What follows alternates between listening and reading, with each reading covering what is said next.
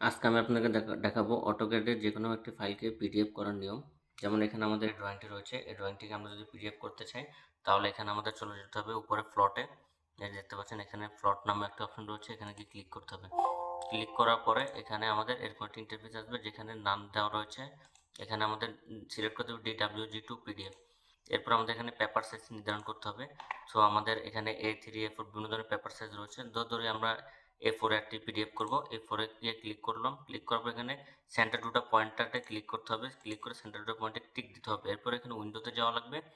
উইন্ডোতে গিয়ে এখানে আমাদের ড্রয়িংটি সিলেক্ট করতে হবে, যতটুকু আমরা পিডিএফ করতে চাই। এই ড্রয়িংটা সিলেক্ট করলাম, সিলেক্ট করার পরে এখানে ওকে দেব, বা চেক করার জন্য আমরা প্রিভিউতে যাব। প্রিভিউতে যাওয়ার পর যে আমাদের ড্রয়িংটি ইন্টারফেস দেখাচ্ছে, এরপর এখানে আমরা ওকে দিয়ে সেভ করে দেব। এই যে এখন এখানে আমরা ওকে দেবো, ওকে দেওয়ার পর আমাদের ফাইল নেম আসবে, এখানে দিয়ে সেভ দেবো, সেভ হয়ে যাবে।